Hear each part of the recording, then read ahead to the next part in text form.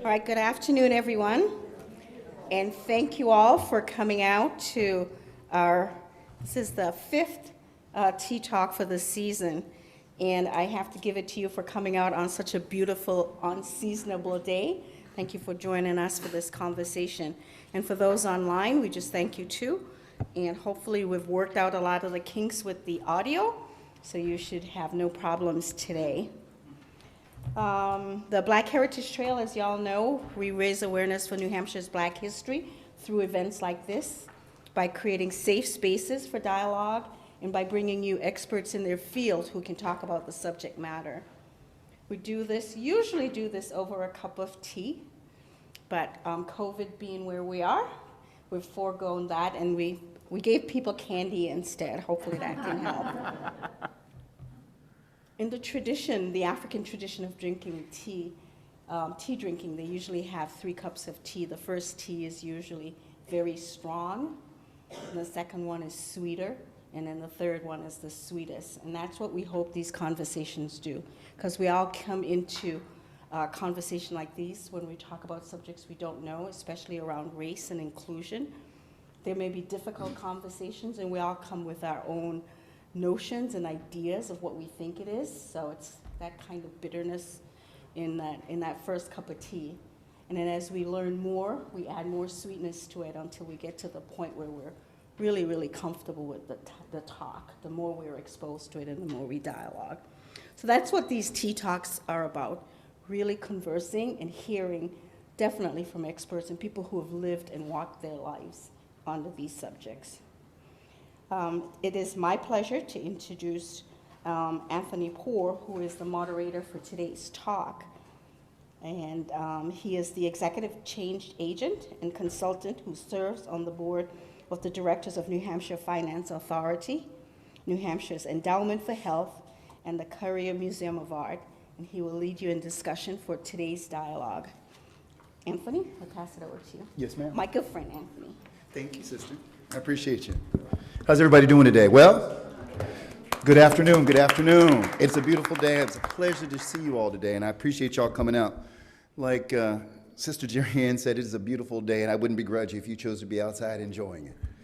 But we've got some important topics to talk about today now, don't we? Right? Good conversations, and conversations that frankly need to be had. And so I get the opportunity, and let me be clear, I've had the opportunity and the pleasure of working with these 3 folks over here as we prepare for this conversation. I have thoroughly enjoyed it. And so before I even start, I just want to sit in this moment for a moment and say thank you. Thank you for sharing a bit of yourself with me so that we can share ourselves with them. So thank you very much. What I'd like to do, if it's okay with you, is just briefly introduce each one of the panelists. Now, a little different than what maybe we've done in the past. We want to have a conversation not only with you, but with each other as well. And so, imagine this to be a bit of a hybrid, C-SPAN-like type of conversation. And so that's kind of how we're going to do this. So I'd like to start with Miss Elizabeth Lahey, to my right. Elizabeth Lahey is a transracial adoptive parent who lives in Concord with her wife and her younger daughter. Professionally, Elizabeth is an attorney and currently works in the private sector. She was previously the director of the Civil Rights Unit at the New Hampshire Department of Justice, and she currently sits on the board of directors for Reaching Higher New Hampshire, 603 Legal Aid, and the New Hampshire Endowment for Health Race and Equity Series and Advisory Council.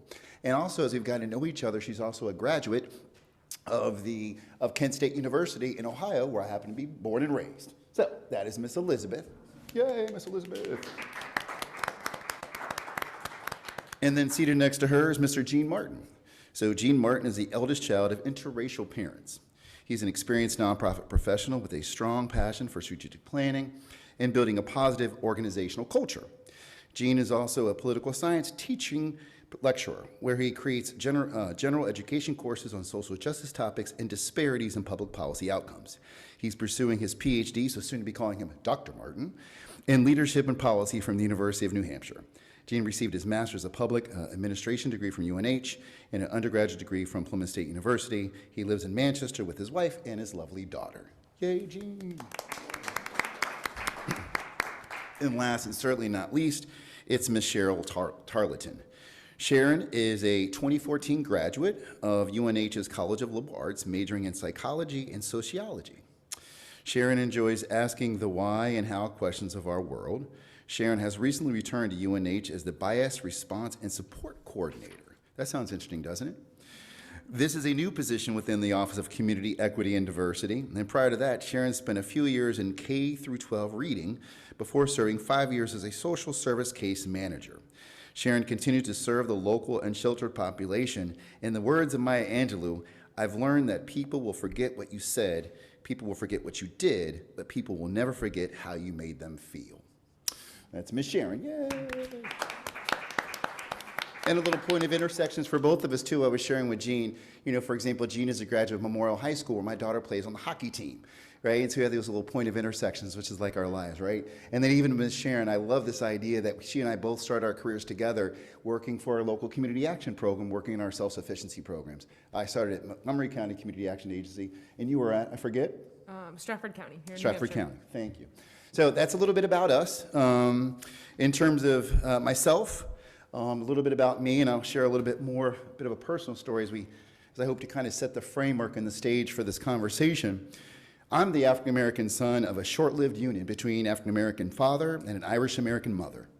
I grew up on the west side of Dayton, Ohio, and moved to Manchester when I was 27. I'm 51 now. When I was invited by a longtime mentor to work with the School of Community Economic Development's Community Outreach Partnership Center in support of Manchester's refugee populations, and particularly our communities of color. Been here ever since. I live a unique experience. I live in Groveton, New Hampshire. Everybody know where Groveton, New Hampshire is? All right, here you go.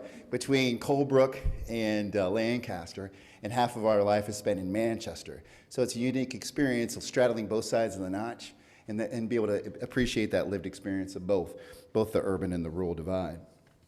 So I kind of wanted to take a moment and share a bit of a personal story with you. And the story is really intended to just, I want to give you a sense of my experience, you know, growing up as a kid in the 1970s, right? And I titled this, just briefly, it's called Learning to Code Shift in the 1970s and the Value of Cultural Passports. So as we think about these issues of race and ethnicity and identity, it's amazingly complex. And for those of us with that lived experience, we still struggle at times. And so I thought I'd share something with you personally. As I mentioned, I'm the son of a short-lived union between an African-American father and an Irish-American mother who fell in love in the 1960s and divorced shortly thereafter because they couldn't withstand the pressures. Although there's a long history of mixed-race children in this country due to the African chattel slave trade, there weren't a lot of mixed kids growing up like me in Dayton, Ohio in the early 1970s, right? Black folks lived in the west side of the river, white folks lived on the east side of the river, and a young man like myself was stuck somewhere in between, right? And not quite sure where he fit in. For those who don't know much about Dayton, Ohio, it's a birthplace of aviation. So Orville and Wilbur Wright, right? It's also the birthplace of the Ohio Players, Roger Troutman and Zapp. Paul Laurence Dunbar, who for you who don't know, is an African-American poet, novelist, and short story author from the 19th and 20th century, was a compatriot of Orville and Wilbur Wright, and was an early influencer of Maya Angelou. So when you reference Maya, I immediately thought of Paul Laurence Dunbar. Throughout my childhood, I lived with my mother and my paternal grandparents, who were instrumental in my development. Although my mother's side of the family were never able to accept me or my mother and father's union, my mother never demonstrated any bitterness or animosity towards her family, and continually reminded me to appreciate my uniqueness. Although I didn't necessarily want to be unique, I just wanted to fit in. My grandparents were very traditional. They were active in the church, Greater Allen AME, the broader African-American business community, and our social circles. They were very proud of who they were and made sure to expose me, even if I didn't want to be exposed, to their circles of influences within the broader community. And looking back, I can appreciate their efforts at connecting me to a community that ultimately provided me a sense of belonging and identity. Throughout my younger years, I struggled, often feeling as if I wasn't black enough for my black friends and wasn't white enough for my white friends. And I consistently grappled with the complexity of identity, colorism, and cultural norms, feeling alone and at times pissed off, and it hindered having to always straddle the social construct of race, right? Always.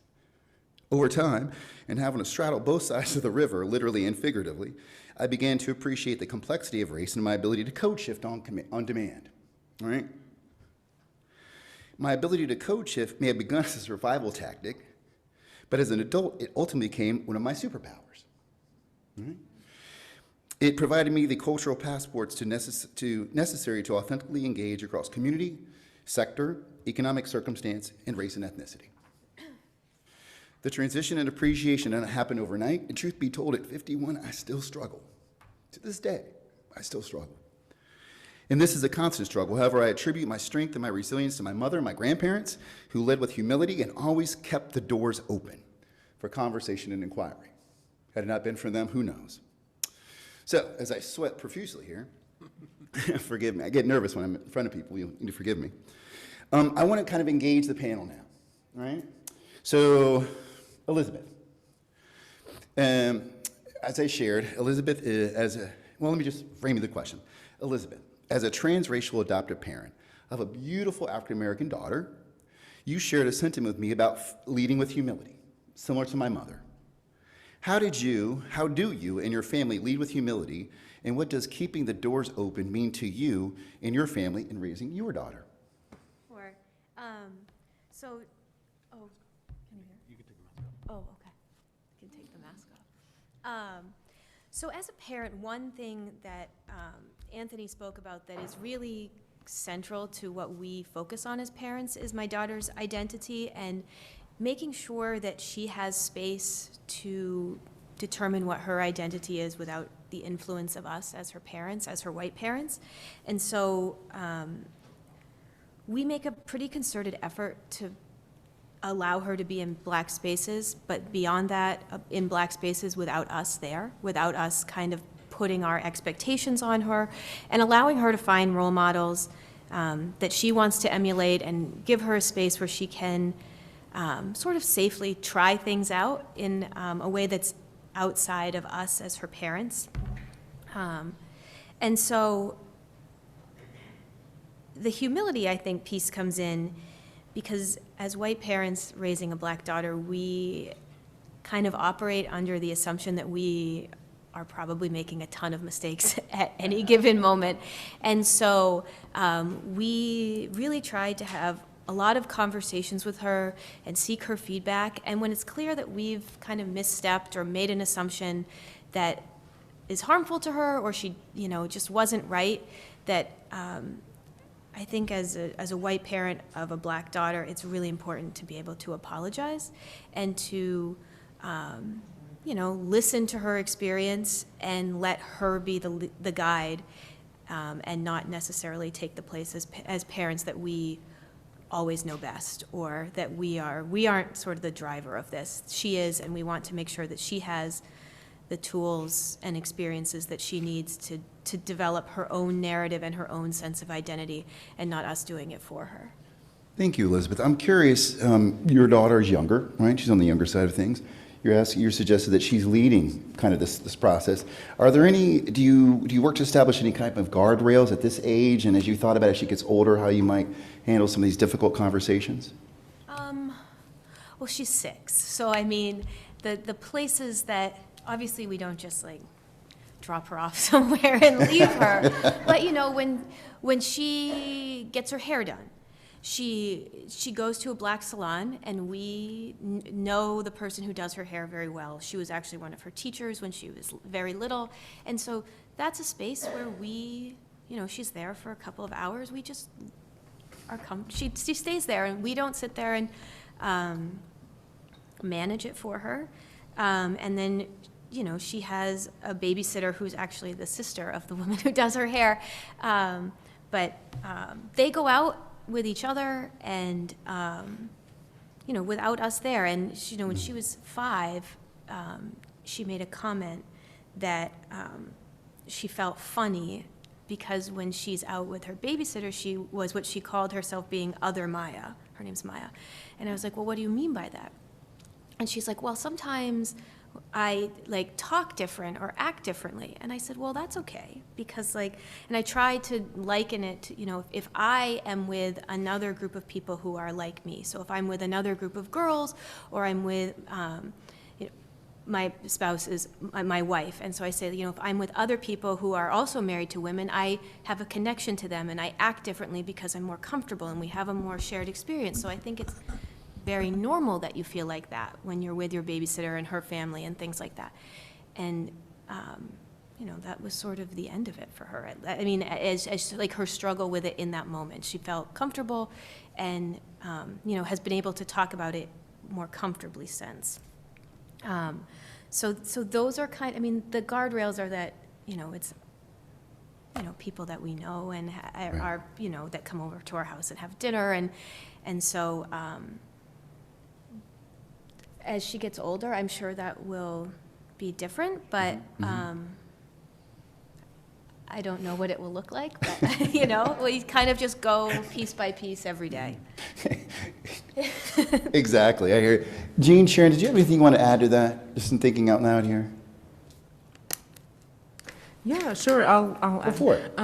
Something that struck me when Elizabeth was talking was just the concept of the other Maya. So being a person who identifies as biracial, I have primarily grown up here on the seacoast amongst my quote-unquote white family, but I have another side of my family that lives primarily down in the Virginia, Hampton area.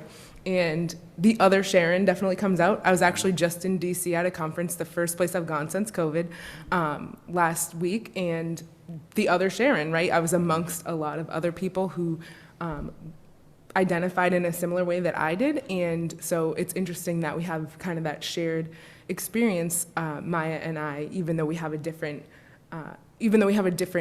family makeup, we still kind of can be in that cultural passport. It kind of reminded me of what Anthony started with as well, where just those kind of mannerisms and phraseology and all these other things come out, right? So I just realized, like, wow, I just want to, like, I don't have my hair done, but I just want to, like, throw my hair right now, or I just want, there's other things, you know, that you want to do that you're just like, oh, wow, look at all the people with their hair did and everything else. It's just nice. It feels refreshing sometimes to be in that space. So I just love that you provide that opportunity for Maya, and I'm sure it's not always easy to come by living in the seacoast of New Hampshire, but it's, I think, a great thing. Yeah. Thank you for sharing that. You know, as you started to see here, you begin to identify the complexity of what we have dealt with, right? For example, Sharon identifies as biracial, right? Multiracial. I identify as a black man. You know, although how we were raised, you know, my father was African American and my mother was Irish American. Yours similar, right, in that respect? Was it breakdown similar? Somewhat similar, yeah. My mother is black, and I even think, interestingly enough, about the categorization, right? The words that we use: African American, black, biracial, mixed race, etc. So there's just such a continuum. So I think this talk is very important to have. But yes, I have a black mother and a white father who are still together. So even that difference there between you and I, Anthony, of having those different experiences too, that could shape how we identify, right? Like, I still have a very large connection to both sides of the spectrum for myself, so I think that's part of why I identify that way. Absolutely true. And Gina, I want to bring you into this conversation, so get ready. And thinking about, because I was raised by my very traditional grandparents who came north as part of the Great Northern Migration, right, as they escaped Jim Crow and black codes and all those things, they definitely had a particular paradigm of thinking that was there. And so, you know, one of the things through the course of our conversations, we began to talk about really, you know, how complex identity and just this whole topic is. And so, you know, I asked Gene to talk a little bit about his experience and just the idea of how complex and complicated this issue is, not only for us as biracial and multiracial children, but also even for our parents and so on. So, Gene. Thank you. Yeah, absolutely. And so I think it's important to remember, as I was looking at the blurb again the other day, this is really only the third census that we have had that lets folks like us check more than one box. There's actually a lot of consternation in the 2000s. There's a great history, about it of, should folks be able to check one box or another box? And so that's still relatively new in sort of the third decade that we've done it, but sort of the opposite of you. Sort of I identify as biracial, but my mother is white and my father is black. And I always think it's interesting talking to different folks. And my parents are together, and sort of if you spend more time with one parent, how that changes the sort of your identity. And I think it's sort of interesting to sort of have that. My sort of both sides of the family are in Massachusetts. I was born in Massachusetts, and we moved up to New Hampshire when I was in 7th grade. September 18th, 1999 to be exact. Not that I remember anything like that. If you my wife is watching from home, and I'm sure she's like, oh, you can remember that, but nothing else about things. So that's sort of, it depends. But, moving to New Hampshire was obviously a shell shock for me. I remember my friends in Massachusetts said, you're moving to Cow Hampshire. And I thought to myself, wow, there must be a lot of cows in New Hampshire.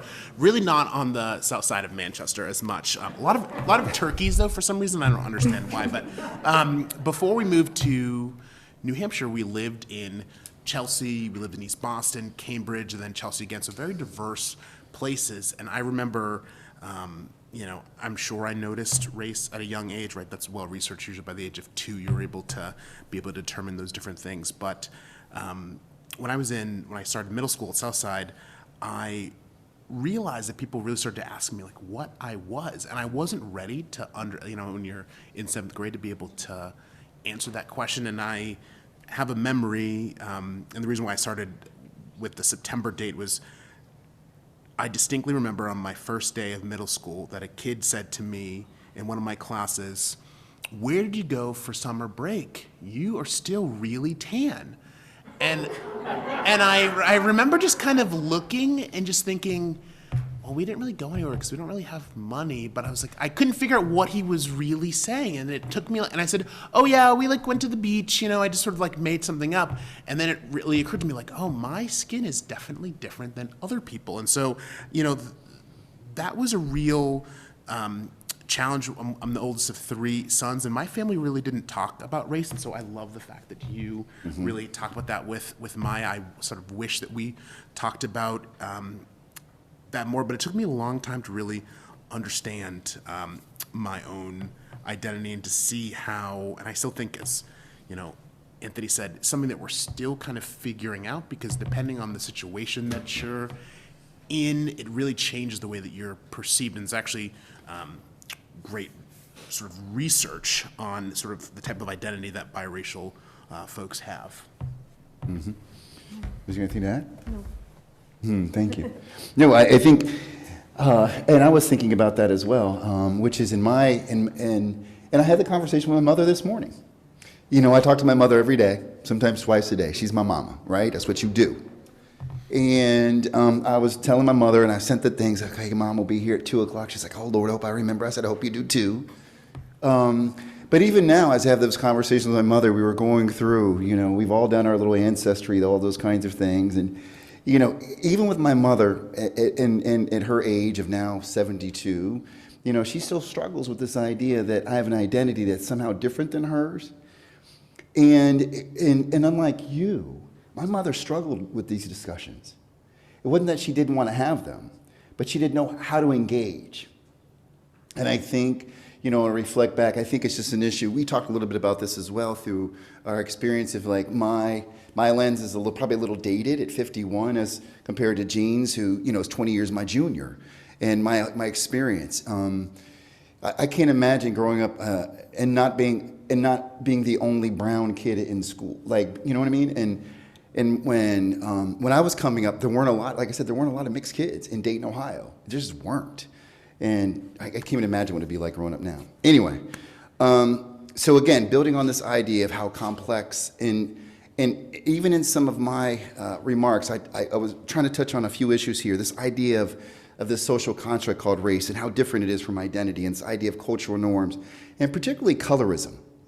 That's something I dealt with. If I got called high yellow, and more times growing up, and it hurt. I just wanted to be me. So, Sharon, can you share a little bit about your experience? And these are some topics you brought up, and I'd love to ask you to share. Yeah, thanks, Anthony. Yeah, Yes, when ma'am. we had our pre-session meeting, we definitely were riffing on the idea of colorism a lot, and I think you see it in a lot of aspects. A lot of times, folks will ask you, questions trying to elucidate, where you're from, or how long have you lived here, or just certain polite ways, right, to figure out more about your background. And I just think it's so interesting because when you look at the biology of it, I mean, we're all underneath pretty much the same people, and there are a lot of different ethnic and racial identities that have similar color characteristics. So thinking about, I'm just trying to go through the Rolodex of things that people have asked me, are you this, are you that, et cetera. And it's just interesting how, to me, the human mind, we just want to categorize things. So you want to be able to create meaning. And so I think that sometimes is what folks are doing when they associate, oh, I had a friend growing up who was a similar coloration to you, so I'm going to ask if you're from the same place that they were from, or et cetera. So I just think that these are conversations where I think if we have them more, it wouldn't be so difficult to have them, to the points that have been brought up about not talking about race. I think sometimes being able to know the history of it and being able to do that. And I did see the reading list. I will shout out to a speaker who was at this conference that I was just at the other day. If anyone has a chance to look this book up, How the Word is Passed by Clint Smith. He was actually there, and it was just a wonderful conversation about just that, being able to talk about how the narrative of race in our country has even come about, because that's the other thing, is we're all living in a collective society. And so not just what we can visually see within the colors, but the symbols, everything else that we have, and even just our spoken word and our spoken narrative. We all got the ideas that we have about race and about who we are as people and about our cultures from somewhere. So it's just interesting how those things are being passed along throughout history. I'm curious, you in particular, this issue of colorism and how it's played a role in our identities as mixed-race children. And I'd actually be curious, too, Elizabeth, thinking about your daughter in terms of, her melanin content. As a mentor of mine says, melanin enhanced or melanin deficient or something like that, right? That's the appropriate term. I mean, I know I've been impacted by that very deeply in my upbringing, even to this day. Sharon, how about your experience growing up here, separate and apart from a minority community like where I was born and raised? Yeah, the Seacoast, I think it's definitely can be interesting growing up as a person who identifies as biracial.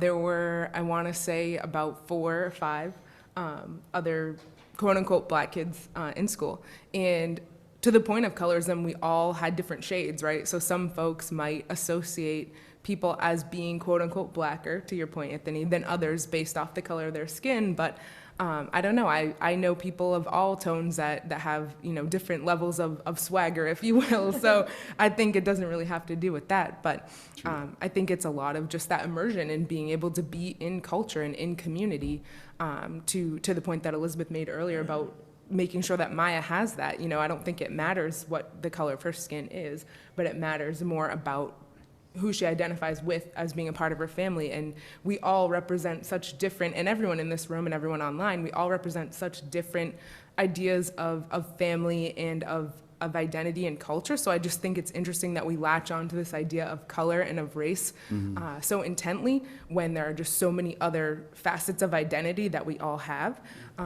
So to the point about being able to be connected with people, just found out that Jean graduated from UNH's MPA program. I'm actually in the program now. So we have that connection. So there are connections across this room and across this audience online that folks have that have nothing to do with what can visibly be seen about our person. So I just think that it's interesting that we are here in 2022 still having this conversation. But it's important to have them, right? But I just think it's interesting that that these lines are still points of conversation. I'll take some facilitator privilege here, if you wouldn't mind. You just said something that made me think about kind of the current state of our body politic, right? You said these were important conversations to have. Thinking about the divisive concept bill currently being debated in our state house, why do you think these are important conversations to have, and why do you think things like that might impact our communities in a negative way if we can't tell our stories?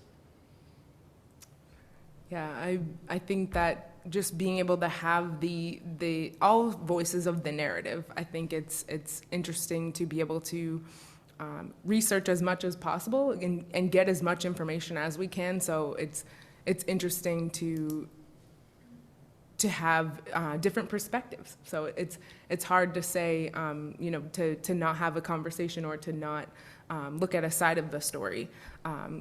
I don't know if June or Elizabeth has any other thoughts on that, but. Please.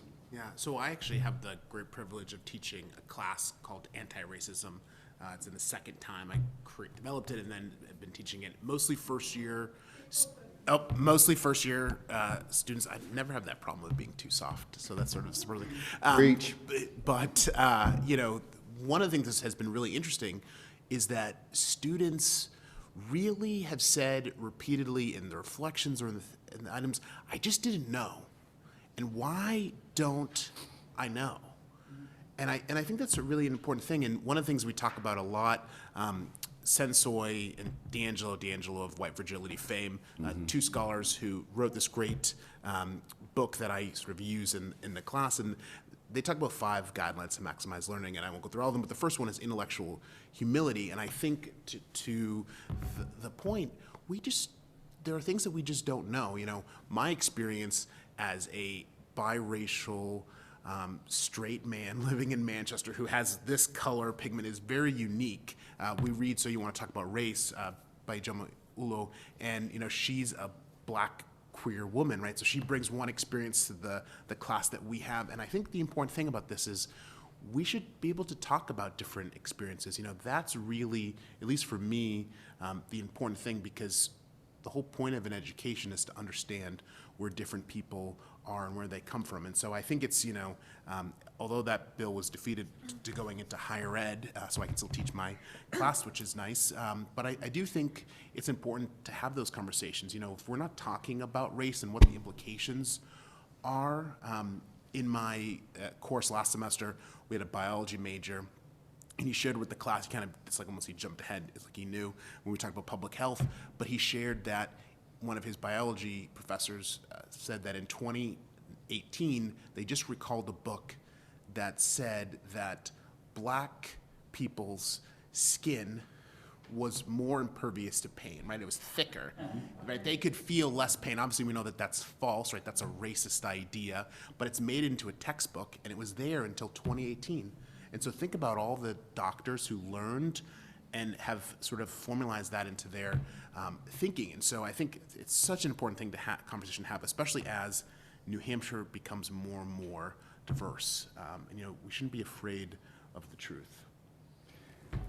Elizabeth, may I pull you into this conversation? Because I can't help but think about the interrelationship between your former role within the Civil Rights Unit, right, and a part of this conversation, and your own lived experience and the importance of sharing your truth.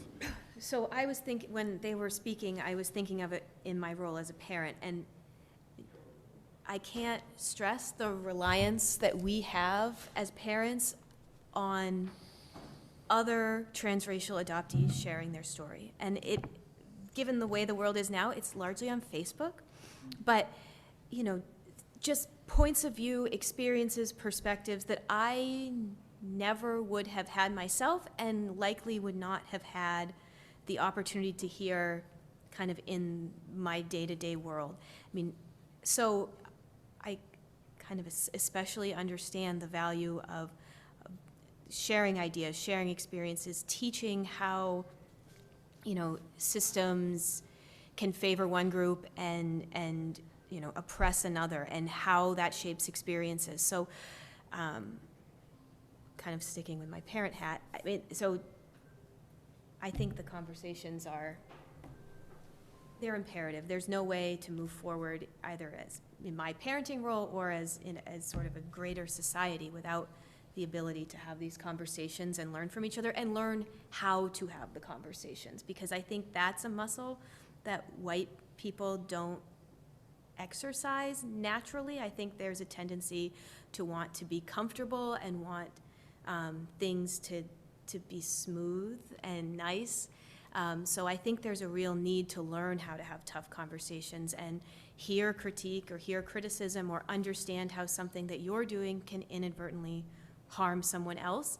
And if you're not allowing space for those conversations, I think that's really harmful. Thank you. So, Elizabeth, you just shared with us what I'll consider to be a life lesson, right? I'm curious, within the context of this conversation, Jean or Sharon, based upon your experience, if you could share with the audience some things, if you could reflect back and say, I wish someone would have shared this with me, or if there's something you would like to share, so if any one of us in the audience or online come into contact and want to create a conversation. Rules of the road, anything that you might want to share? That makes sense? Yeah, I'll start, I guess.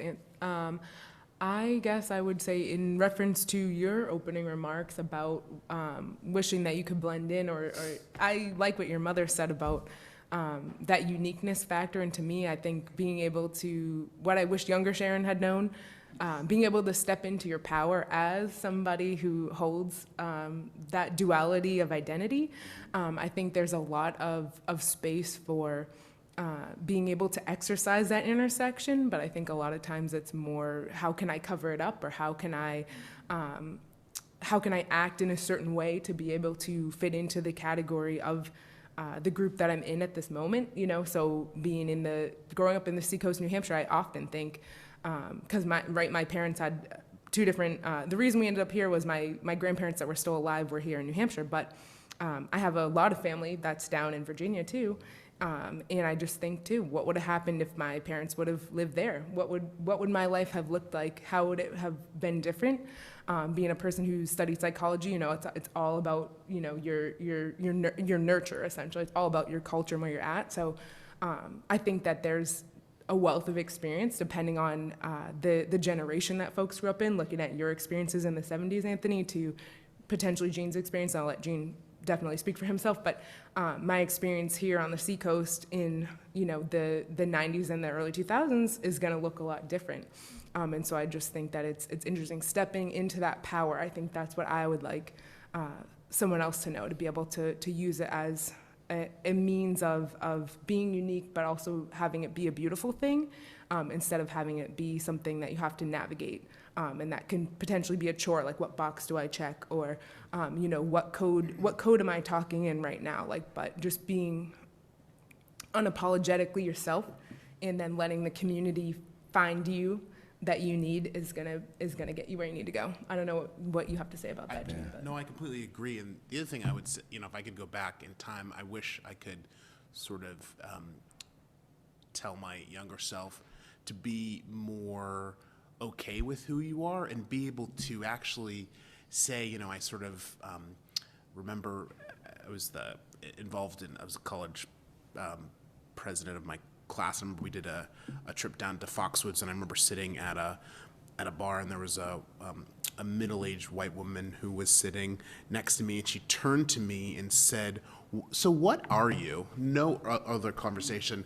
And I remember that was the first time in my life that I really just didn't stay silent, and I said, well, what do you mean by that? And really engaged in a conversation, and I wish that I had done that more consistently over time, and I definitely think the almost 35-year-old Jean does that certainly every time that conversation comes up or something that's asked. But I think to be able to really educate people, it's really exhausting to really sort of have let's welcome to Jean's TED Talk today, but let's sort of have that conversation. But I think it's important because we have to, and again, it is exhausting, but to be able to bring awareness so you have knowledge, and so hopefully that person can do better next time. And so I think that's sort of something I think about, that I wish I really focused on that, 10, 15 years ago. I can appreciate that concept, and that's what I was trying to touch upon even in my initial remarks, is this idea of, my mother said, yeah, I appreciate your uniqueness. I just wanted to fit in. But it took me 20 years and learning and pain to really be able to step into my own power and recognize that it was a superpower and it wasn't a burden. as much as a superpower. Another point of interest is that when I moved here, I said I moved here when I was 27. I'm 51 years of age now, and in my previous relationship, I'm blessed to have two daughters, Mariana, who's 21, and Daniela, who's 18, and their mother's from Colombia, South America. And so I'll never forget this story talking about issues of identity. I had just moved here, had just unpacked my U-Haul, was at Family Dollar on Valley Street, picking up stuff you need at the crib. You need some toilet paper, you need some paper towels, you need everything you need. And I had just moved up here, and a woman began to speak Spanish to me, right? And, café con leche, you'll get it, I get it. But, the idea was at that time, it was such a unique experience for me because, again, growing up in Dayton, Ohio, a Rust Belt town, right? Everybody from Appalachia primarily or from the Deep South, I wasn't exposed. But it was such an interesting lesson for me because I recognized almost immediately, because of my lived experience, I thought, wow, they think I'm Puerto Rican. They think I'm Dominican. And I thought to myself immediately, I better learn this language. This is before I had met the mother of my children in my previous relationship. And so that's when I took it upon myself to learn Spanish. And through a combination of Salvador Gigante, Don Francisco, Thalia, todo, right? And multiple trips and multiple years in Colombia, I speak Spanish. And so it was a really unique experience for me because I began to realize now I've got a third cultural passport that when necessary I can pull out and I can work in community and with community and be able to meet them where they're at. And it's been a really interesting growth experience for me because it's really just demonstrated what, people, they think you're something, but they really have no idea. They really have no idea about that. So anyway, so as we think about this issue of identity and so on and the complexity of it, I'm curious, as we've gotten older and, you talked about lessons that you would like to give to your younger self, we are now, as we think ahead and we think about this issue of identity, what do you think, I'm just curious, and this is a literally off the cuff question, but I'm curious, given where we're at now as a society, and think about it, Jean, your child, my child, attends a majority high school. All right, we've seen our populations double since the last census. We're about 13% of the population now here in New Hampshire. How do you think such discussions like this are going to change over time as New Hampshire changes in its demographic profile? And frankly, it's what maybe even potentially our leadership might look like down the road. Because Gene, you're going to run for governor, right? I don't think that's something I would want to do, but thank you for that vote of confidence. I think it's really important. So growing up in Manchester, one of the reasons I foolishly ran for school board a few years ago, just a mistake I didn't really think through, but got really passionate about something that I was trying to advocate for and wasn't getting any traction. So I figured I'll put my name in and sort of have this conversation. That was a whole nother fun time, knocking on 3,000 doors across Manchester. In any case, what's really important about that and with our community is that Manchester really is Manchester and Nashua are very different than the other parts of our community. And we have this conversation in Manchester all the time about our schools aren't good enough or our schools aren't this. It's like, but we don't really acknowledge the poverty, the new Americans in our community, right? That should be our superpower, and we should really be engaging folks, but we don't have a diverse leadership team in the district. We certainly don't have diverse teachers. We actually don't even keep, as of last year, I don't know if it's changed, but we don't even track the ethnicity or race of our teachers. So how can we even think about from like a business perspective, if you were tracking that as a metric, how are you supposed to do better if you don't even take the data to begin with? And so, I think we have to be really mindful. My wife, the actual Dr. Martin, who is an educator, worked for many years in Lawrence. And there's a very different way that you have to go about making sure that you have real equity and that you have success for all students. And so I think, at least in Manchester, something I think about often, and I love Manchester. We're not going to go anywhere anytime soon. But I really hope, as the demographics as schools get more diverse, we really are thoughtful about this, because it's going to be a problem if we're not really having culturally responsive teaching, if we're not doing all these things. We're talking about de-leveling in school. Just so happens, for some reason, that a lot of our Black and brown students end up in level 1, which is, quote, the special ed leveling. It's unclear why that happens, but that's sort of where they get sort of put into, no matter what their ability is, right? You don't see them in AP classes again. I would say there's something going on in the system that's happening at all 3 high schools. And so we really have to be mindful about that if we really care about our success for our students. So that's something as a parent I'm sure be very busy with. Does you have anything like that? Or Sharon? Go first. Yeah, I guess I would just say that I was just writing down some things and thoughts while I'm sitting here waiting to talk, and just thinking about America as this melting pot, right? Like that's always been kind of the colloquial thought of what America is. And I just think that it's interesting, within the next 20 years, we're gonna have a lot more diversity in America than we've ever seen. So to Jean's point about metrics and things like that, I just think that it's interesting that, we need to have more representation, I think, to your point, Anne, is just to be able to see, and where does that start, being able to see first where we are, and then to see where those social determinants of potentially health, education, access, everything are, because there's some of these higher level positions that we're talking about, being able to run for office or things like that, to be able to get an educational credential, even like to have that access. There are certain things that are disproportionate, and so there's reasons why. There are reasons why the system currently doesn't have that representation. So I just think it's interesting that as we go into this new era of greater diversity and being closer to that quote unquote melting pot that we're known to be, how are we going to come along as a society and as a culture collectively to be able to embrace that, and to be able to have more opportunity for folks, and really being able to say, historically, these are the truths that have gotten us to the place that we're at now, and how do we continue to broaden our efforts toward inclusivity and access? Because we all have a very different perspective of how we've grown up, right, in all of our different family and community makeups. And I don't know, Elizabeth, if that transitions into something that you might want to say about your experience, but you have a different experience kind of than what we have here. Yeah, so when Jean was talking, I felt myself like getting on the verge of being ranty, because we have been I live in Concord. I live in Concord. And so Concord sort of like fancies itself as like this unique, liberal, we are above all of these issues in Concord, which is a very frustrating place to live. And so, as Concord has more, not only diversity of race, but, needs, experiences, family dynamic, all of that, yes, there is a need, obviously, for the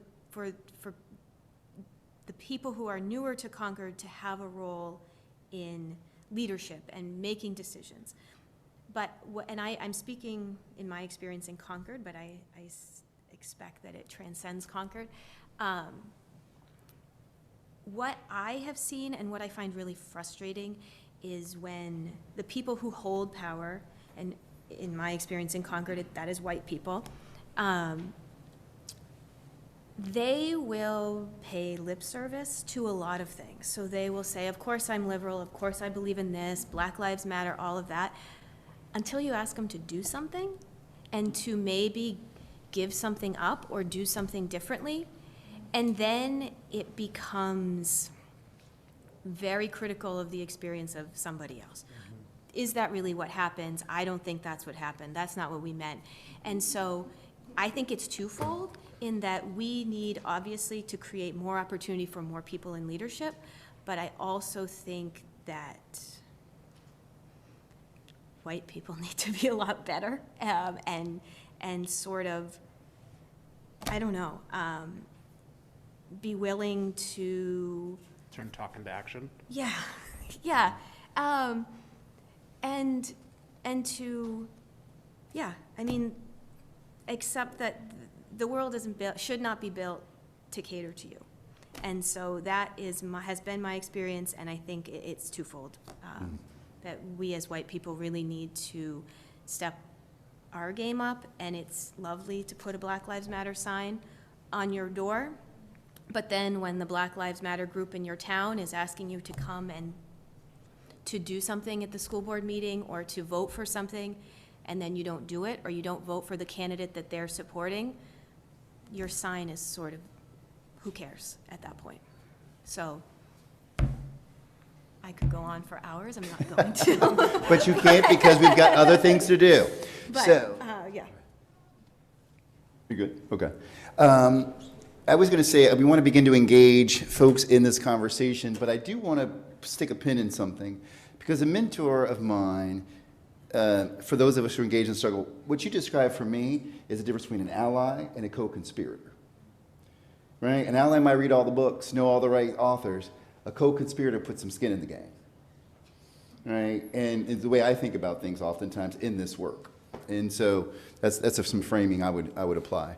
So I need to take a moment, and I want to introduce a friend of ours, Beth Tenner. She's a facilitator with our New Hampshire Listens Project, UNH. I'm sure you all are familiar with it. And what she wanted to do is just briefly review some of our community dialogue norms, and then we can engage in some conversation. Ma'am. Okay, thank you, Anthony. Someone turn that down. Okay, so I have some questions from Zoom. Okay, it's just so loud. And you can use the thing. I think in the interest of time, we're not going to go through all the norms, and we would just ask that mainly we want questions so the panelists can talk, not a lot of, you know how that goes with it. Sometimes we can preface our question for a long time.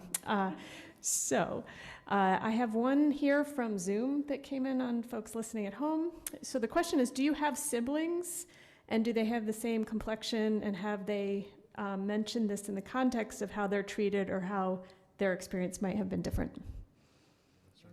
So I think this is really interesting. So I have three, so I'm one of three sons, and they view themselves slightly differently. And this is why I think it's really interesting, and not to sort of monopolize this, but it's really, I just wanted to bring up something that Dr. Carrie Ann Rockamore sort of talks about, but oftentimes there's been some great studies about biracial folks and how there's four different identities that they could sort of situate. So this sort of singular identity that they're exclusively black or exclusively white, this border identity, which I would sort of fall into, they're neither black nor white, but they're sort of, they're biracial. This protean identity, this idea of sometimes they're black, sometimes they're biracial, sometimes they're white, depending on the social context. You sort of, I heard you sort of, that this code shift. And then this sort of transcendent identity where, I have no race, I'm above that all.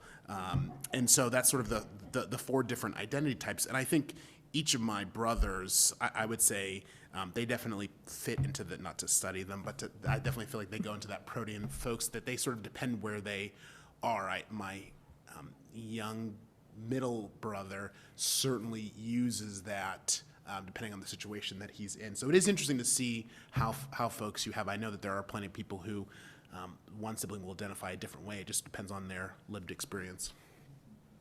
Yeah, I definitely can agree with that. I have one sister. I'm the light of her life. So she's my older sister, and we're about a year apart, so we grew up in school together.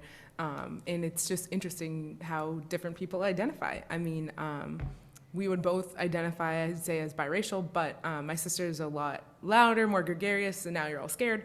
But she loves to wear African patterns, long, earrings and everything else. She physically identifies, I think, a lot more with being able to be comfortable portraying that type of identity of a person who is a black person. I definitely would never shy away from being who I am, but I just think that and maybe that's a personality thing that might not be as much of a racial thing, but I am a lot less likely to engage with things like that. I don't typically wear those types of fashions or things like that. So I just think it's interesting, and then how people interact with you. So her and I are the same complexion. I'm actually a little bit darker, but I think folks interact with her differently out in the world, just based on the identity that she portrays, versus necessarily than me. But I do think it's interesting when folks can't see anything. This isn't necessarily about siblings, but I don't know about you, Jean, but sometimes with names or with voices too, how, if somebody's not seeing me, if they're just reading my name or listening to me on the phone, how they might have a different perspective of who I am. So that's another question. I think sometimes we didn't bring that up about people saying, oh, where are you from, or this or that. That's when they're seeing you, right? But sometimes I've had that happen to me too, where I meet somebody in person who I've dealt with, over the phone or in the written word. Oh, you're not at all how I pictured you. And I think that's just an interesting thing that happens too, right? So that's my little riff, but. Thank you. I have one more from the folks at home. This one is, what have been the positive and most helpful experiences for you as a biracial person or a multiracial parent? And what strengths or superpowers have you acquired as a result of your experiences? So I know sometimes people call this not microaggressions, but micro-inclusions. Like, what are the good examples of what people do? I think for me, I think it's empathy and this ability to really see people and really want to understand and not sort of come with this thought of, oh, okay, I know you, but to dig a little deeper, because to your point, right, people are always like, wait a minute, I didn't think that was you, I don't really know, sort of these things. So I think that sort of for me has been the empathy of wanting to learn more about people and their lived experience. And I don't think that would be something I would be as focused on. I would agree with that. I think it's started off with something other than those questions or those pseudo questions, because I feel like it's never as overt usually as some of the things that we've discussed, but being able to start it off with potentially common interests as a human, as opposed to going straight to backgrounds and kind of those more personal things about where somebody's from. I don't know, just being able to get to know somebody on that level, and just realize that it doesn't have to be about what you're physically seeing. And I think that just spans the majority of things. I wouldn't necessarily go up to a person who uses mobility equipment and start talking about that first. I would talk to them on a personal level. Or like my husband, he's 6'6", and he gets so sick of like, oh wow, you're so tall. That's the first thing anybody ever says to him. So it's kind of that same thing. We all have our thing that somebody instantly goes to. But that would be my 2 cents, would just be, don't start off the conversation that way. Why don't we just talk as individual to individual? And I feel like, to me, that's what I always love, when people start the conversation like that. And I would echo what Jean said about empathy. Mask. Oh, mask, sorry. It's so comfortable. I would echo the comment about empathy. And then also I think it has really broaden kind of my thought process or how I approach situations or problems, in that I think I make fewer assumptions. I think I am more open-minded, and I am just probably more flexible in approaching things or my thinking. And I would say from my personal experience, that to reinforce the empathy thing, but it's also maybe intellectually curious, because people have made so many assumptions about me that I've trained myself not to do that, and so I want to get to know. I want to know, and it's made me more curious than I think I otherwise would have been. Beyond the ability to coach if on demand, which is great. Whenever you're in an environment, oftentimes I'll tell my daughters, understanding your surroundings and act accordingly, and I think that's informed in part by my upbringing as well. And other questions? You gotta speak really quiet. Speak really quiet. My name is Connie Fryermuth, and this is particularly to Elizabeth and sorry, I thought I had, Anthony. Yes, ma'am. I'm also a Buckeye. Buckeye? Yes.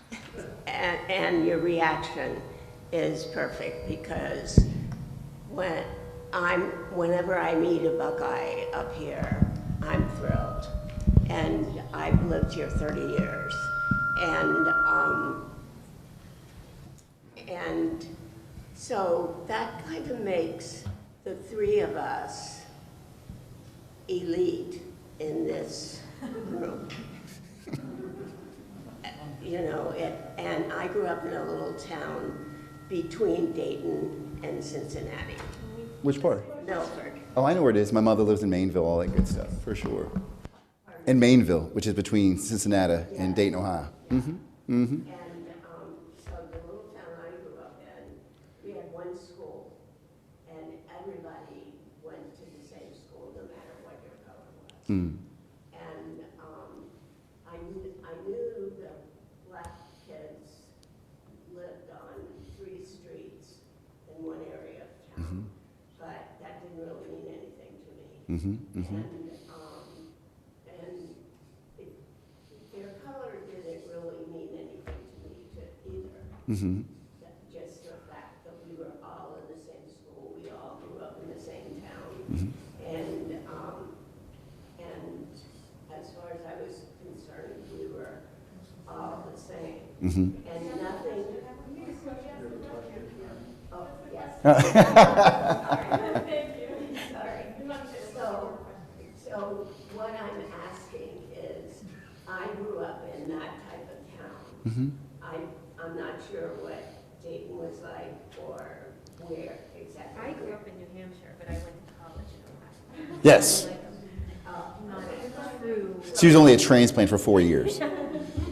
Field hockey, yes. Is, what was it like for you? I mean, I lived close to Kentucky. Mm-hmm. I was right across the river from Kentucky. My mother lived on Buttermilk Pike, right there in Crescent Springs, Kentucky. It was a fine experience. I mean, as good as it could be at that time, you know, necessarily. But, you know, Liz, I less about me, more about you in this perspective. I think, you know, was it interesting? Was it difficult? Did it have its own challenges? Absolutely, positively. Am I better because of my lived experience? Absolutely. You know, one other little point of contention, there are a lot of Buckeyes here in the state. One that you like to know, Fred Coker, is also from Ohio, grew up in Dayton, Ohio, no less. That's right, Business, New Hampshire. Liz, would you anything you'd like to add, ma'am? No. Okay. Since I'm not a real Ohio person. Hold on, Jerry Ann? I'm gonna make a statement and then ask a question. Can they hear without the mic on Zoom? Do you want to use one of these? No, that's just not working. We thought we had everything all of Here, there you go. Here, use this. I come beside All right. So my question is, and I think the panelists spoke a little bit about this, what is blackness, right? I think to understand this, my kids are biracial, and I'll tell a quick story, and I won't be too long. I realized that they needed to learn black culture when I took them to visit my own family in New York. And when I saw all the kids, my nieces and nephews, dancing, and I saw my kids dancing, I said, uh-oh, they need lessons real fast, you know? Because they were being teased, hey, you're dancing like you're white. And I go, uh-oh, they're my kids, they're gonna need to know how to dance. So blackness to me then is a culture that we have to learn. And I had to look at my kids, I'm Jamaican, and I had to teach them what it meant to be black in this country, not what it meant to be black in my country. So it's a whole, this is where the whole complexity of the structure comes in, because I'm Jamaican, I have a different culture. African American culture is not, it's not mine, I can't claim it, it's different. White culture definitely can't get close to that, because it's not mine. So teaching this multi-ethnic group and teaching them all of the things that they are, required me to learn what that means. And so that's what my question is, how do you put yourself outside of blackness or biracialness and understand culture?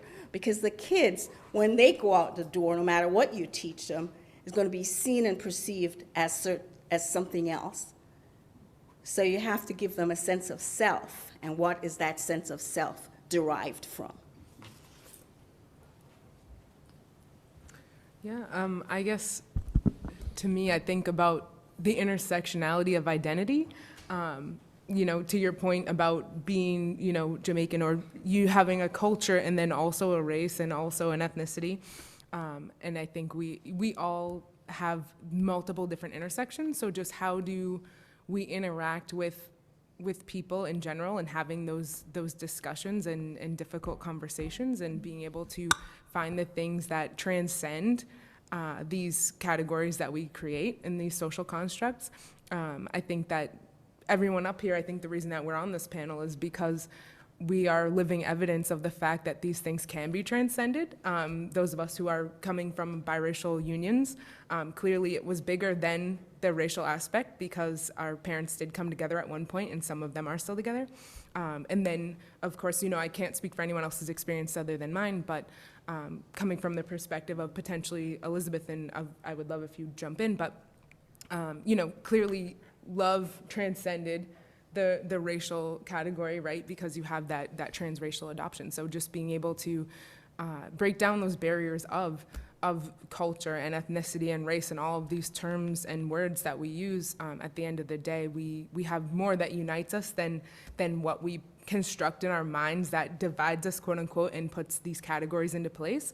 And a lot of it has changed historically. I think about, you know, what is blackness, what is whiteness, what is Hispanic, what is Asian. A lot of things that have happened over time in culture has shifted.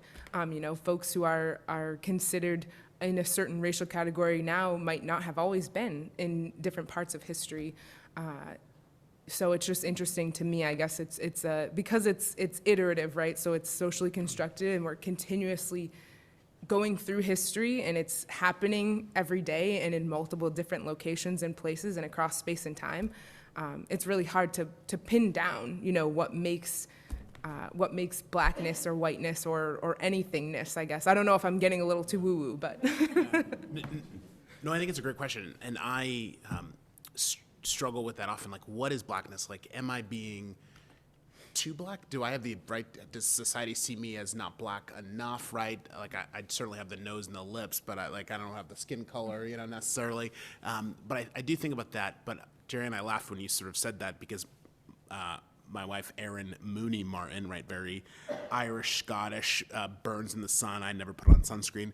And our daughter, she was in the kitchen, and Beyonce came on, and just our daughter started dancing, and my wife said to me, like, "Oh, thank God that she got that from you, because she's a really good dancer." So, and I've done nothing to teach her yet, but clearly it's sort of genetic or something. But it is a challenge, and I would just sort of say it's tough, because what is blackness?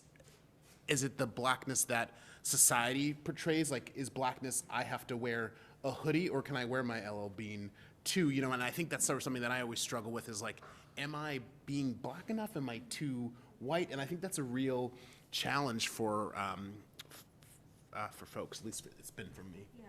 So from the perspective of my perspective, I mean, oh, sorry.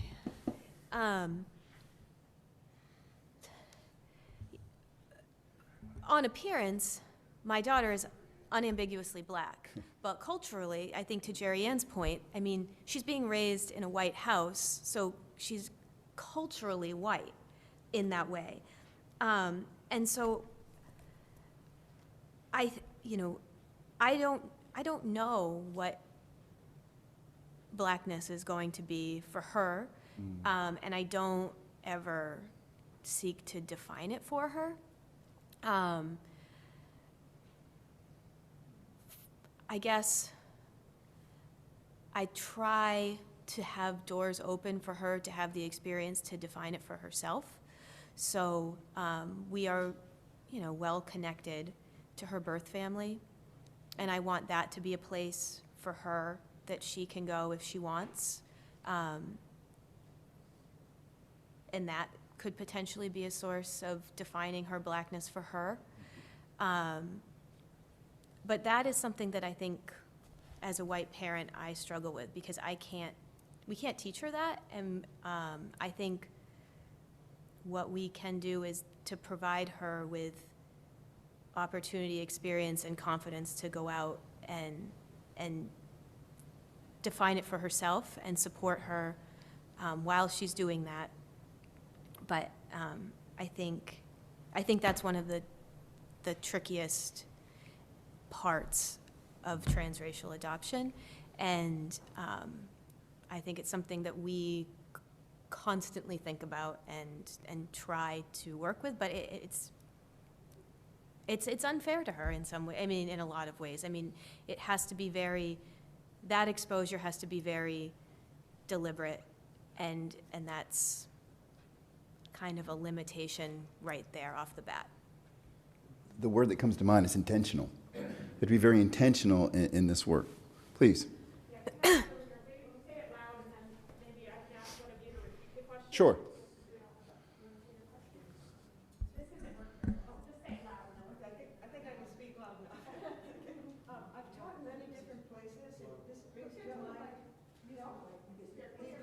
We can just repeat the question, too. This one echoes.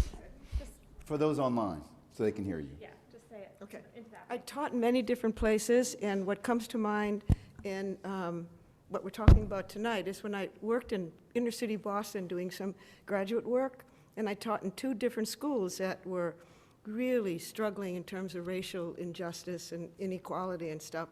I remember being in a classroom where a student lit a match, a student of color, and there are several other students and also racially mixed students, and lit the match and showed it to me and was going to put it in a waste paper basket and light a fire. And I remember thinking, I'll never forget it. And I just went up to her and I said, put it out right now, put it out, give me the match, and I don't even know where I got the energy to do what I did, and I said, and you're going to come with me. We're going to go walking and go and see either the principal or we'll go see the nurse or someone that you need to talk with. And he said, he called me a honky white lady, and what do you care about me? And I remember just feeling this incredible power of all these students in the classroom, what they must be experiencing it. And my question is, and I ended up learning a lot at that time and talking with the school, and they said, we have problems like this all the time, and this is a racially unjust school, and the white students need to learn about the students of color and vice versa. And I'm asking today, here it is, 2022, how far have we come in terms of doing that like in inner city? Every once in a while I'll read something, or there's a documentary or something, but what do you know about how far we have come in terms of trying to bring this together and students respecting each other, especially students of white color, and also with these ultra-right, groups that we have in this country right now. I mean, what that's bringing about, So I just want to know where we are and what we should do to keep trying to do the right thing. Jean, Sharon, Liz. Well, I'll start. I mean, my personal experience is we've got a lot further to go. We have a lot further to go. And, my experience, being blessed to be on the planet 51 years, it's still a shame. I think I was born in 1970, just 5 years before I was born, didn't have the right to vote, right? 6 years before, Voting Rights Act, Civil Rights Act 64, right? That was only 6 years before I was born. It wasn't that long ago. So, yes, you could look and say, look at the strides we've made since then. But what I think you're really talking about is how do we change people's hearts, right, and their minds? And you could argue even to this day that right now it's uglier now than it's been in a long time. We have to ask ourselves why. Why, when we've gone so far, do we seem to be going backwards in this space? I don't know the answer to your question, ma'am, because Lord knows if I did, I'd love to share it with the world. Sir, you were going to say something. I saw your hand. I think she had a question. Question here and here. Okay. So we've got two hands up. All right. I don't need the mic, I talk. But those online might want to hear what you have to say, sister. You see what I'm saying? You feel me? All right. Okay. We can repeat it. Yes, ma'am. Yes, ma'am. Okay, hi. So thank you for sharing your stories. I know I came in at sort of, can they hear me online? No? Anthony will repeat it. I'll back. repeat the question. Don't worry. I'll repeat the question. So, I'm just gonna say something and then ask a question.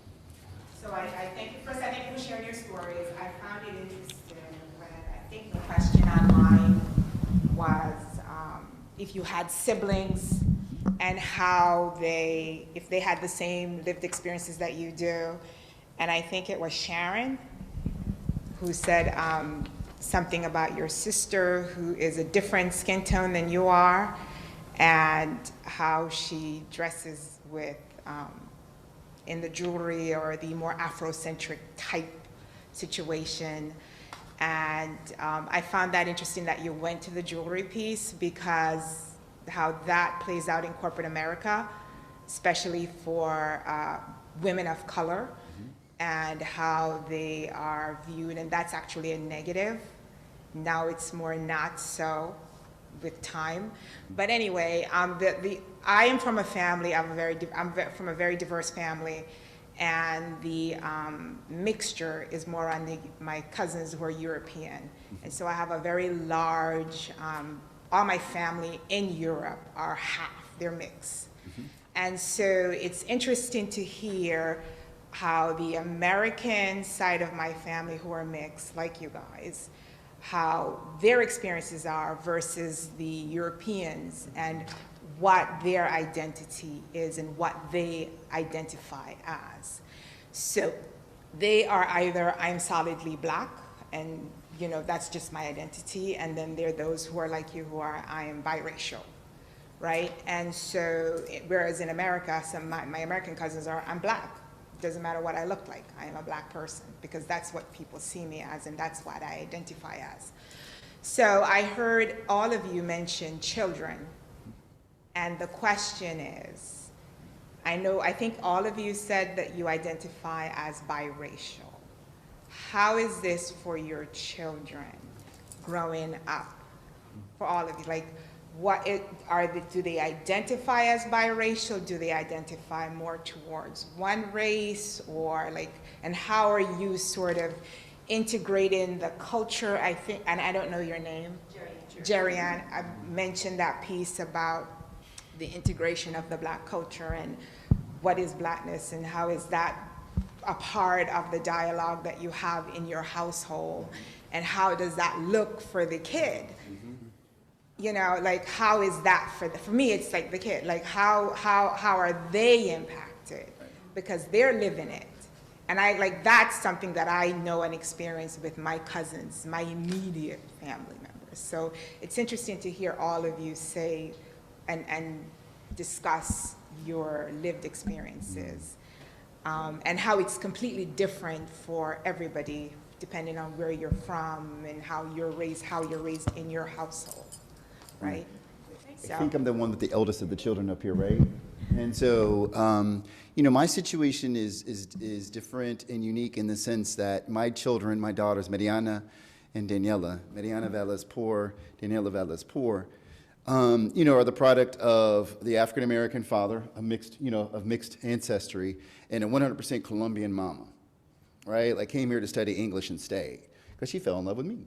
Right? Now that being said, so I was very clear that we had to be intentional, because I wanted them to personally, it's my own personal thing. This kind of responds back to Jerry Ann's question. Black is not a color; it's a mind state. Okay, and this is a piece about culture. And so for me, I was very intentional that my children understood both. And so we would commute back, we would go to Colombia every single year, spend time with Tito and Tita and Abuela and todo, right? We would do that. But at the same time, I would make sure they knew who their family was. They knew who their pictures were. They knew who Hiram was before him, and Harley was before him, and the slave Samuel, the owner who owned us, Samuel Poore, who had Ann Poore was our slave, great-great-grandmama. So they know all of that. So I think for them, if you look at them, they present just as basically a woman of European descent. Their hair it's thick, but it's straight. You know what I'm saying? They definitely got some melanin to them, but, you know, they think they just got a good tan, you know, to a certain extent, right? That kind of thing. But they identify, they honestly identify as mixed race. They have a Colombian tattoo, you know, on their arm, and they also, you know, they've got other ones too, but, you know, that are for basically black folks. And so they do both. But to your point about a certain level of intentionality that's required for them to appreciate who they are and actually appreciate that, particularly for those of us who are of color, we're all part of the larger African diaspora, right? And it's important for us to know there were more slaves in Latin America and in the islands than there were here in the States, right? I think that's important to note. Now, there was a question, I had a question for the group that we had online that was pretty interesting, and yeah, we still got time. And this is an interesting question because it's actually a course I taught. Can panelists comment on the notion of not seeing race, as this was brought up by the person from Ohio, ma'am, and is a common idea of being a better white person if we don't see race? The person who asked the question is a person of European descent, as a white person. Gene. I think it's and I want to be respectful, so thank you for the question, but I think it's really important that we have to recognize that we do see race, and then when people say, well, I don't see race, I don't care if you're purple, black, first of all, there are no purple people, so we should never say that. That makes it not serious. But we know that studies, Kenneth and Mamie Clark, back in the 1920s, was using the Brown Board of Education, had studies that showed that as early as 2 years old, children could tell and decide to play with white dolls over black dolls because they thought the white dolls were better. That was white and black children. That study's been replicated decade after decade. And I think it's really important to remember that no matter what we say and what we think we know, we all in some ways see color and we act on that. And again, I think even as someone who's biracial and has a black father, I think about that sort of opening scene in Ibram X. Kendi, How to Be an Anti-Racist, where he talks about the MLK speech that he gives, the sort of most racist moment that he has. Mm-hmm. And that's something that if I go back and read an essay from college, I certainly have those same sort of thoughts. And so I think I want to be careful that we should always realize that we can always do better, and we always recognize race, even if we are the most well-intentioned white person, that the goal is, to your point, it's great to be an ally. It's even better to be a co-conspirator. Dr. Benita Love tells a story. She's a great author, but she tells a story of when, I can't think of her name, but it was a young black woman who climbed up the flagpole in South Carolina to grab the flag down. And Tell the story. And there were police there, and there was a white man who, when they went to go tase the pole, he put his hand on the pole and protected that black woman.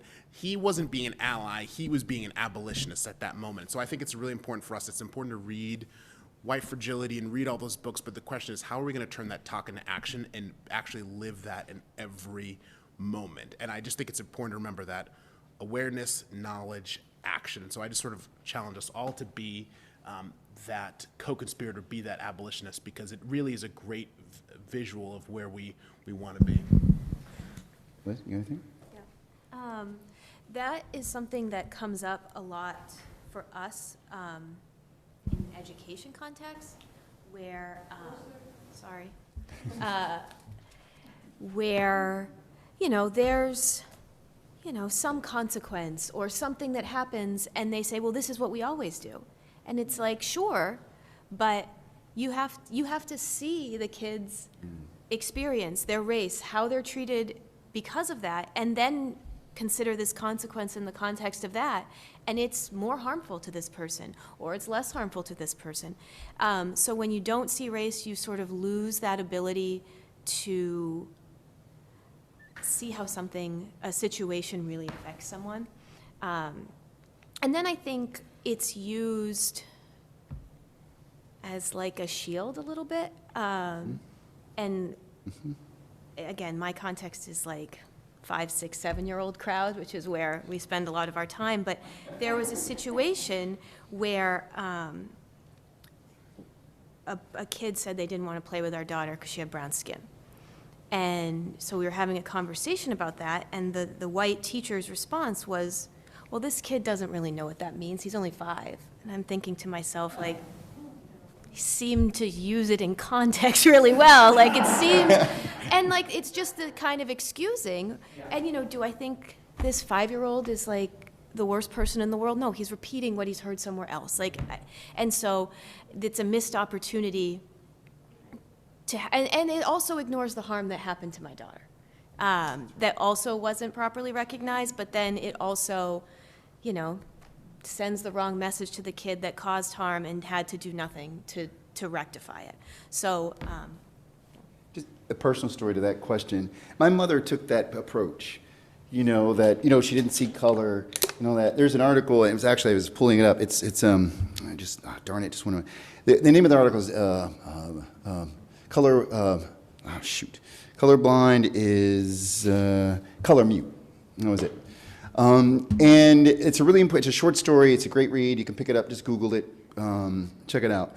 But I can remember as a kid, it hurt because my mother would say, oh, it doesn't matter. But to me, it mattered a shit ton, forgive my language, because I was impacted every single day by it. And so when my mother chose not to address that issue, even to this day, my wife knows, we still have these conversations.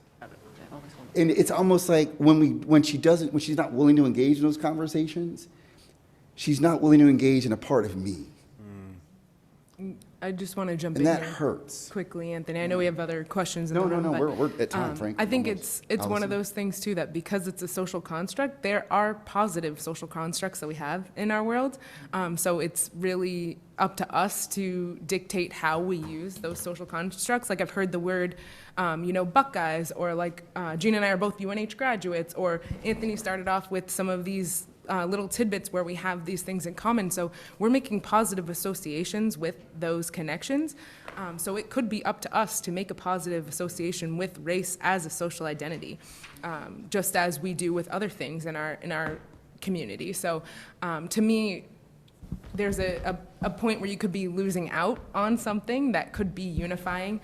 To the other question that was asked before about differences with different cultures, European folks versus American, I think it really is. It just goes to show that it really depends on the environment, and being able to, I think we all spoke about being able to use it as a superpower, like being able to say, this is who I am, and this is what I bring to the table and to the community, and being unapologetic about that can hopefully help to change that conversation, and to make things that might have historically been more of a negative connotation into a positive thing.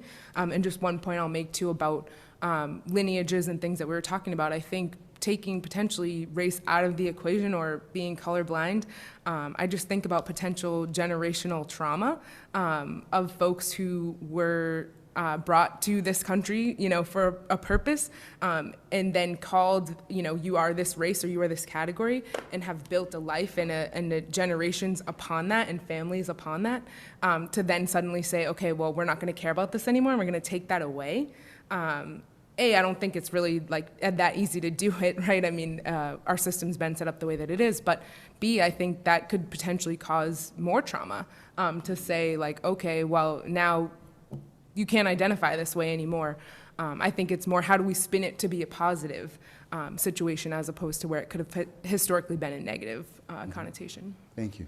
Now, I know we're running short on time. I want to respect, Jean, you have anything else you'd like to share with the group before I pass the mic to Allison? Literally 1 minute. We only have 1 minute for You'll have 1 minute. Oh, okay. Keep it short. Okay. asking and answering 1 minute total.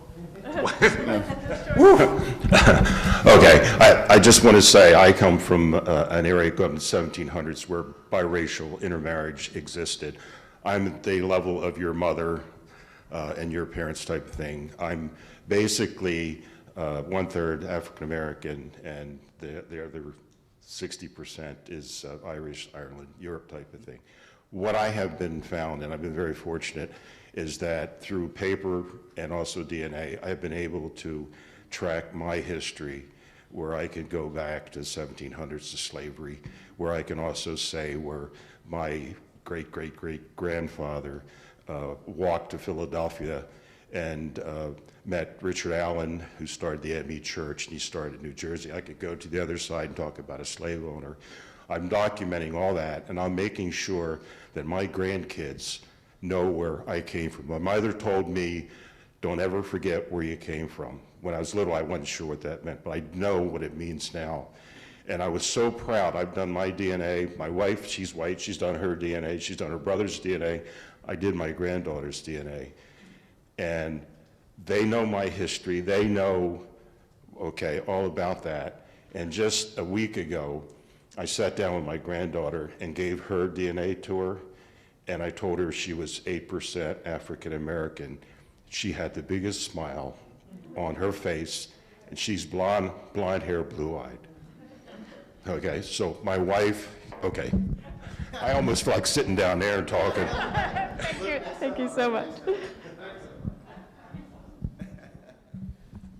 Well, I want to thank everyone for Anthony, especially for an amazing facilitation. Elizabeth, Jean, and Sharon for sharing your personal stories. And for all of you in here today and online, and our sponsors as well, New Hampshire Humanities and Exeter Hospital, for making these series possible. I'm not going to take too much time because I want to honor that it's a beautiful day out, but there is one thing that stuck out to me, and that was the notion about how these stories, there's a part of me that doesn't believe that divisive concepts is seated in anything else, that it forces white people to reconcile that they have a story in the story of race. They have a role in the story of race. And that is a privilege that many of us have that we haven't had to, and it shouldn't take having to have a black child marrying someone of African descent to have to realize that you have a story, you have a role in the story of race. And I hope every single one of you all today walk out of here and think about what is your role? What is your story in the story of race? How does that impact and influence how you navigate the world? And what changes do you want to use that story for change? Because these are social constructs. We all have a vibration we come onto this earth with. As Sharon was saying, we have so much more alike than we have difference. And being able to tap into your gift that you were brought onto this earth with, and that moves beyond what your racial identity has been socialized into you, and realizing that we can all truly build a more just and equitable society if we think of ourselves from the gifts we have rather than deficits that we put on each other. So I really, really want to thank you all. Look forward to our last conversation next week, and same time, same place. For those who are not able to get in on the already sold out show, it will be online. And it is Shades of Black, connected by color, culture, and community. And again, thank you to Portsmouth Public Library and Jerry Ann and Gina for your tireless work. And I'm going to turn it over to Nur for one last announcement. Hi, everyone. We will be having a peace vigil for Ukraine in Market Square at 4 p.m. in a few minutes in front of North Church. I hope to see you there.